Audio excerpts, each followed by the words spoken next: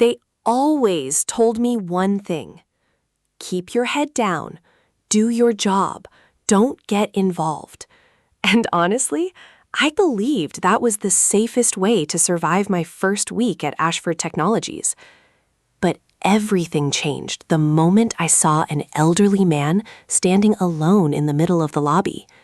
He wasn't asking for money. He wasn't making a scene. He was simply trying to communicate, and nobody could understand him. Executives rushed past, security looked the other way. The receptionist smiled politely before helping someone else. Then the man slowly lifted his hands and began signing. My heart skipped a beat. Without thinking, I signed back. "Hello, how can I help you?" His face instantly lit up. What I didn't know was that the billionaire founder of the company was standing on the second-floor balcony, watching the entire thing unfold. And before the day was over, my ordinary life would disappear forever. When 23-year-old Ethan Brooks starts his first week as a maintenance assistant inside one of New York City's most prestigious technology companies, he expects to stay unnoticed. But when he notices an elderly deaf man being ignored by everyone in the crowded lobby, one small act of kindness changes not only the old man's life, but Ethan's future forever.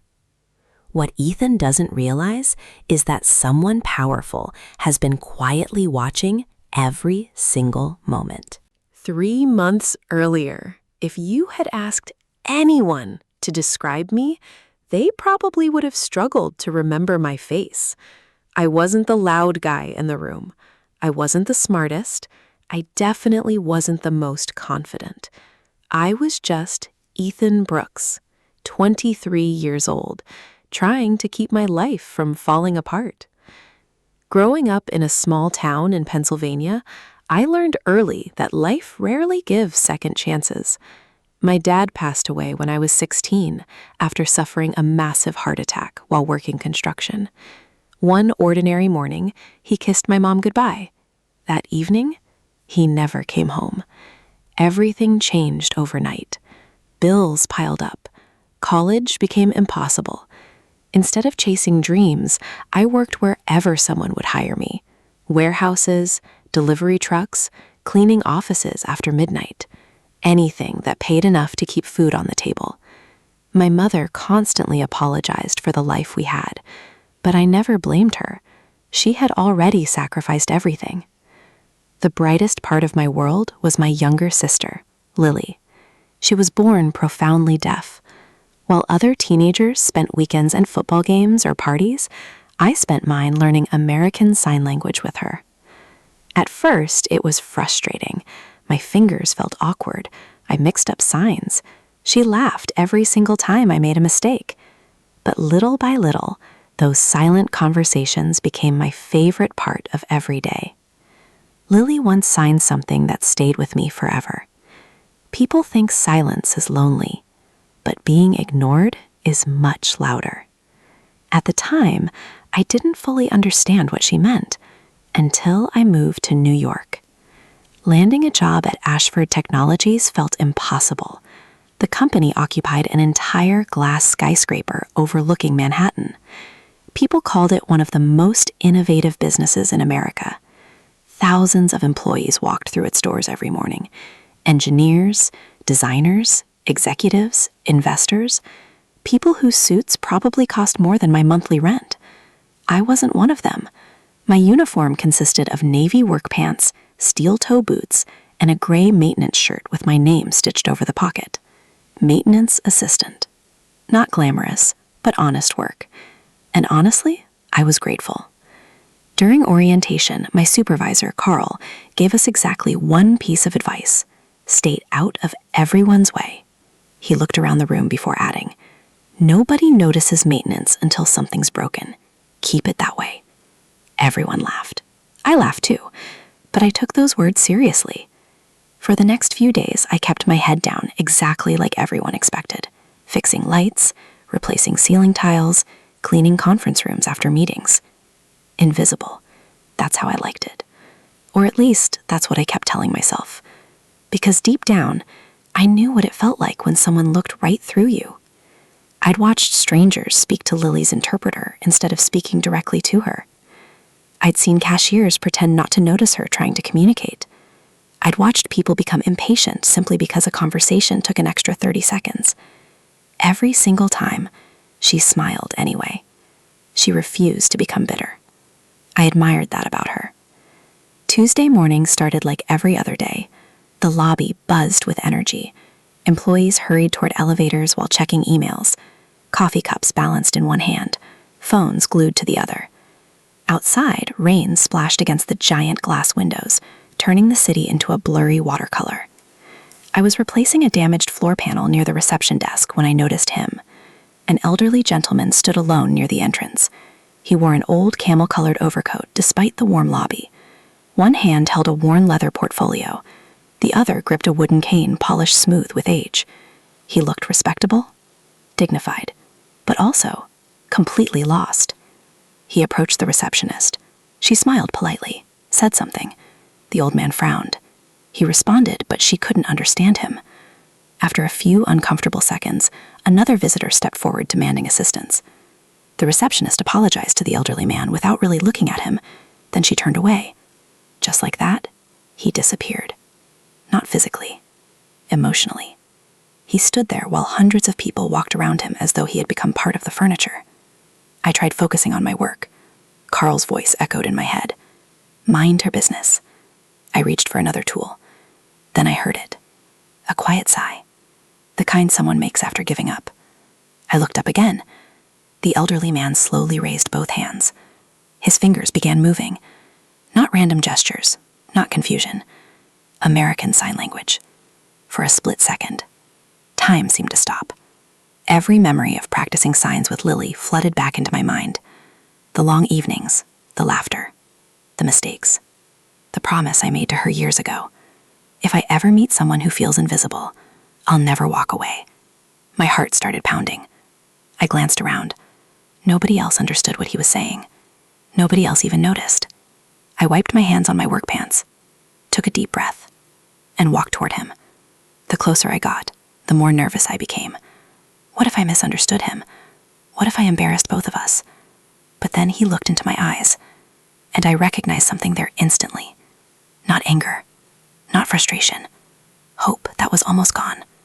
I smiled gently, raised my hands, and signed. Good morning. My name is Ethan. How can I help you? The elderly man's shoulders relaxed immediately. A smile spread across his face so quickly it almost brought tears to my eyes. He signed back with practiced confidence. I thought no one here would understand me. I smiled. You're not alone anymore. The elderly man let out a quiet laugh before signing again. Thank you. I was beginning to think I'd come to the wrong place. His hands moved with the confidence of someone who had spent a lifetime communicating this way. I introduced myself again, this time more naturally. My sister is deaf, I signed. She taught me ASL. His eyes softened instantly. Then she taught you something much more valuable than a language, he replied. She taught you to notice people. Those words stayed with me. I asked who he was there to see. His expression brightened. My grandson works here. I nodded. What's his name? He slowly signed each letter. A-D-A-M. C-A-L-D-W-E-L-L. For a second, I thought I had misunderstood. Adam Caldwell? The Adam Caldwell? Founder and CEO of Ashford Technologies? The billionaire whose interviews appeared on every business channel? The man employees joked they only saw once every few months? I blinked. You mean Mr. Adam Caldwell? The old man smiled. To everyone else, yes. To me, he's still the little boy who used to steal cookies before dinner. I couldn't help smiling. He wasn't showing off. He sounded like every proud grandfather I'd ever met. My name is Henry, he signed. I promised Adam I'd visit New York someday. He doesn't know I'm here. I wanted to surprise him. I looked toward reception. The receptionist was already helping a line of visitors. Phones rang nonstop. Nobody seemed interested in helping the elderly man anymore. I'll call upstairs, I signed. Henry looked relieved. Thank you. I walked toward the security desk where visitors were checked in. The guard barely looked up from his monitor. Employee ID? I'm maintenance, I replied. I need to notify executive services. He sighed dramatically. What for? There's a visitor here for Mr. Adam Caldwell. The guard finally looked at me. Appointment? I don't think so. He shook his head. No appointment, no meeting, no access. I glanced back at Henry. He was pretending not to watch, pretending not to hear, pretending rejection didn't hurt. I knew that look. Lily wore it every time someone spoke about her instead of to her. There has to be another way, I said. The guard shrugged. Executive office doesn't take surprise visitors. Conversation over. I walked back to Henry. I'm still trying, I signed. Please don't leave. Instead of looking disappointed, he smiled. You're trying. That's enough. I didn't know why, but hearing that made me even more determined. Nearly 20 minutes passed. Between replacing ceiling lights and checking hallways, I kept stopping by the lobby. Each time, Henry was still sitting there quietly, watching people rush through their lives, not complaining, not demanding attention, simply waiting. The more I watched him, the guiltier I felt. Surely someone could make one phone call. Finally, I decided to ignore Carl's instructions. I rode the service elevator to the executive floor. The receptionist outside the executive offices looked surprised to see someone wearing a maintenance uniform. Can I help you? There's an elderly gentleman downstairs. He says he's Adam Caldwell's grandfather. She immediately frowned. One moment. She disappeared behind large wooden doors. A minute later, she returned. Mr. Caldwell is in back-to-back meetings. I'll let his chief of staff know. Please ask the visitor to wait. It wasn't much, but it was something. I hurried downstairs. Henry looked up hopefully. They're checking, I signed. His shoulders relaxed. We waited together. To pass the time, we talked. He told me he had served as an army engineer decades earlier. He spoke about losing his hearing after an explosion during a rescue mission overseas. He never described himself as a hero. He simply said someone needed help.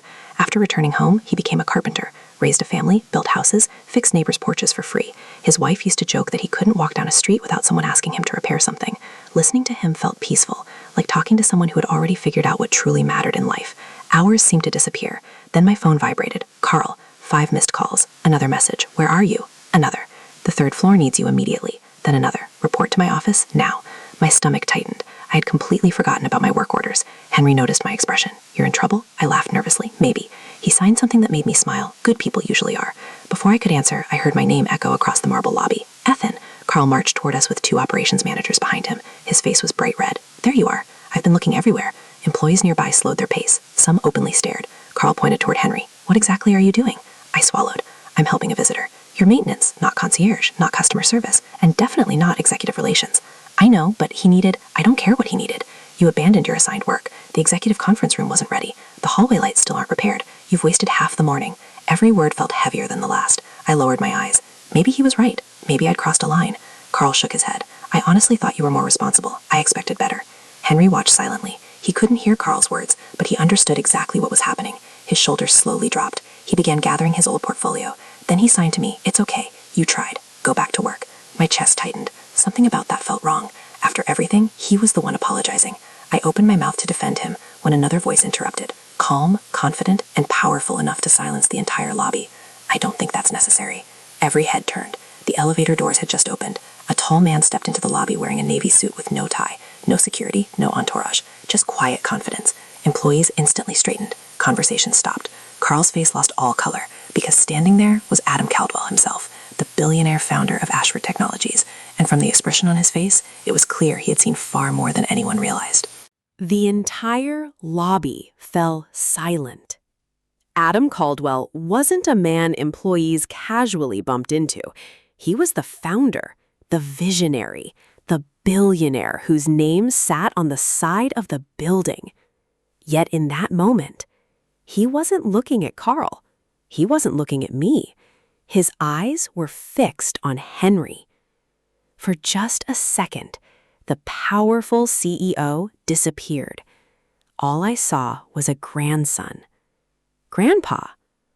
Henry slowly turned. The moment he recognized Adam, a smile spread across his face. He lifted his hands. You got taller. Adam laughed through watery eyes. I don't think that's possible anymore. Then, without caring who was watching, he walked across the lobby and hugged his grandfather. Employees stared in complete disbelief. Some discreetly pulled out their phones before security quietly signaled them to stop. No one had ever seen Adam Caldwell like this. Not in interviews, not at shareholder meetings, not even at company events.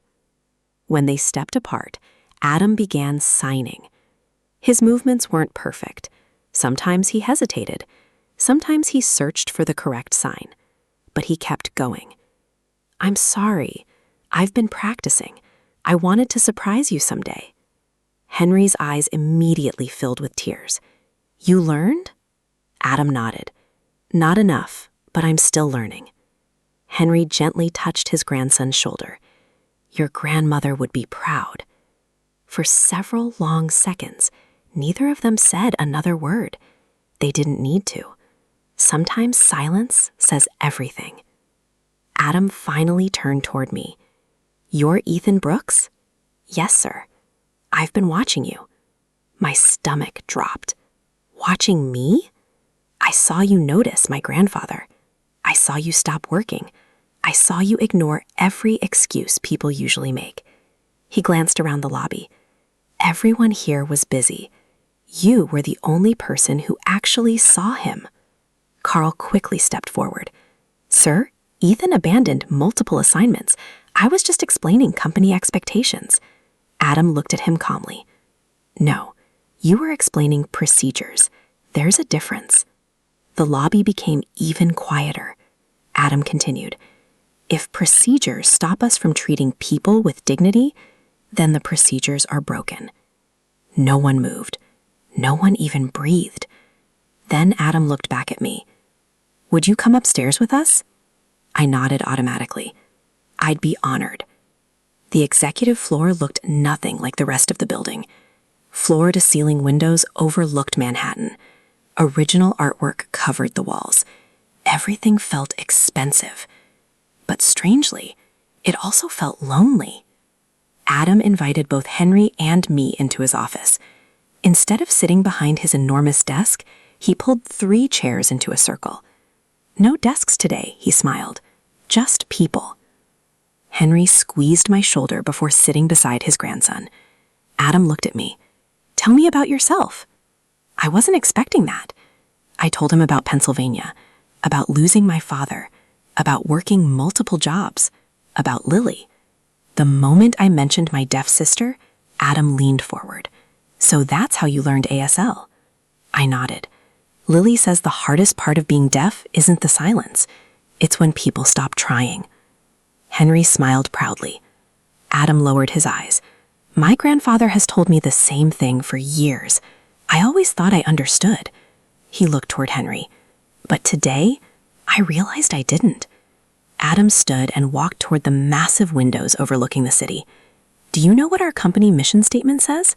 I shook my head. "Innovation improves lives." He sighed. "We've spent billions creating technology for the future. But this morning, a maintenance assistant reminded me that kindness is still our greatest innovation." I didn't know what to say.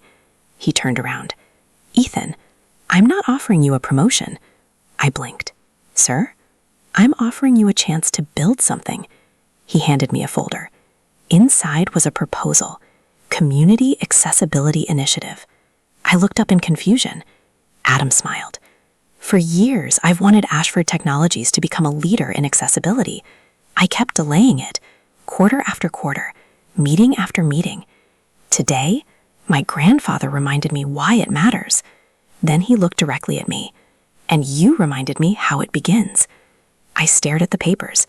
"I don't have corporate experience. I've never managed a project. I'm just maintenance." Adam smiled. "No, you're someone who acts when everyone else watches. Skills can be taught. Character can't." Henry nodded enthusiastically. "He's right." That weekend, I barely slept. Every part of me wondered if I was making a mistake. Who was I to help build a company-wide initiative? I almost convinced myself to say no. Then Lily called. The moment she answered the video chat, she knew something was different. "What's wrong?" she signed. I told her everything, from meeting Henry, to speaking with Adam, to the proposal sitting on my kitchen table. When I finished, she smiled the same smile she'd worn since childhood. "Remember what Dad always said?" I nodded. He said, "Courage isn't about knowing you'll succeed. It's about doing the right thing before you know the outcome." Lily grinned. "Then you already know your answer." She was right. Monday morning, I walked into Adam Caldwell's office. "I'll do it." He stood and shook my hand. Welcome to the beginning. The next several months were the hardest of my life. We redesigned visitor services, installed visual emergency alert systems, added real-time captions to every company meeting, created ASL training classes open to every employee. Customer support teams learned how to communicate more effectively with deaf clients. Recruitment policies changed. Interview procedures changed. Even the company website changed. Some employees resisted. Others embraced it immediately. To my surprise, Carl became one of the first volunteers. One afternoon, he stopped by my office. "I owe you an apology." I looked up. "I judged you because you ignored instructions." He smiled awkwardly. "I didn't realize you were following something much more important." From that day forward, he became one of our strongest supporters. Almost a year later, Ashford Technologies received the National Workplace Inclusion Award. Hundreds of employees gathered in a ballroom as cameras flashed. Adam accepted the award, then immediately stepped away from the podium. "I didn't earn this." He looked toward me. "Ethan, would you finish this speech?" My legs nearly gave out. The audience applauded as I slowly walked onto the stage. I looked across the room. Henry sat in the front row beside Lily. Both of them smiled. I took a deep breath. A year ago, I thought success meant being noticed. I was wrong. It begins the moment you decide to notice someone else. The strongest companies aren't built by the smartest people. They're built by people who refuse to let anyone become invisible. The room rose in a standing ovation. But the applause wasn't the moment I'll always remember. It was looking into the audience and seeing Henry signing the words, "Your father would be proud." That evening, after everyone had gone home, I stood alone in the same lobby where everything had started. People rushed past just like they always had. Phones rang, elevators opened and closed. The city outside never slowed down, but something inside that building had changed. Not because of a billionaire, not because of an award, because one ordinary morning, one lonely man needed someone to understand him, and one ordinary person chose not to walk away. Sometimes, the smallest act of kindness becomes the beginning of someone else's miracle. And sometimes, it becomes the beginning of your own. If this story touched your heart, take a second to leave a comment and tell us what you would have done in Ethan's place. And if you believe kindness can still change lives, don't forget to like this video, subscribe to the channel, and turn on notifications for more unforgettable stories every week.